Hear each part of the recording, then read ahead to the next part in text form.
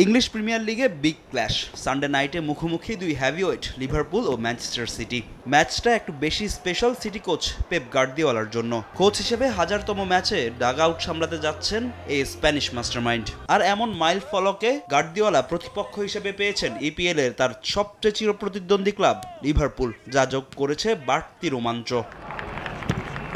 সবশেষ 2023 সালের এপ্রিলে লিভারপুলের বিপক্ষে জয়ের দেখা পেয়েছিল ম্যানচেস্টার সিটি। এরপর খেলা 4 ম্যাচের 2টি হয়েছিল ড্র, বাকি 2টিতে জয় পেয়েছে লিভারপুল। তবে চলতি মৌসুমের শুরুটা কিছুটা নড়বড়ে হলেও নিজেদের বেশ গুছিয়ে নিয়েছে পেপ গার্দিওলার দল। টানা জয়ে পয়েন্ট টেবিলের 2-এ আছে তারা। লিগ টপার আর্সেনালের সঙ্গে ব্যবধান কমিয়ে আনতে লিভারপুলের বিপক্ষে জয় তুলে নিতে চায় সিটিজেনরা।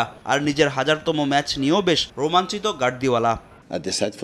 স্পেন জার্মানিতে আমার জন্য প্রেক্ষাপট ভিন্ন ছিল। এই দেশে আমি লম্বা সময় ধরে কোচিং করাচ্ছি। আমার 1000তম ম্যাচের প্রতিপক্ষ হিসেবে লিভারপুলই সেরা। এই দলটা বিশেষ করে ইউর্গেন ক্লপের অধীনে লিভারপুল আমার সবচেয়ে বড় রাইভাল ছিল। এই মুহূর্তে তারা খারাপ সময়ের মধ্যে দিয়ে যাচ্ছে, তবে সবশেষ ম্যাচে তারা রিয়ালকে হারিয়েছে, এটা আমাদের মাথায় রাখতে হবে।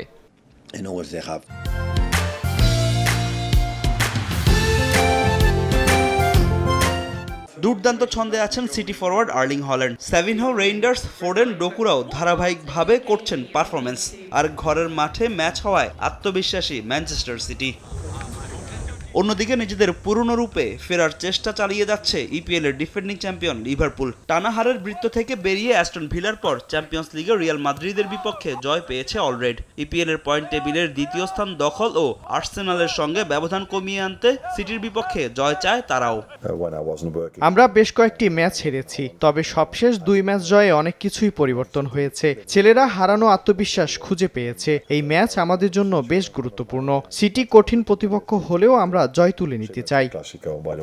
ইনজুরির কারণে এই ম্যাচ খেলতে পারবেন না Alexander Isak, Alisson Becker, Jeremie Frimpong. তাই অলরেডদের হয়ে দায়িত্ব নিতে হবে Hugo Ekitike, Florian Wirtz, Dominik Szoboszlai ও মোহাম্মদ সালাদের।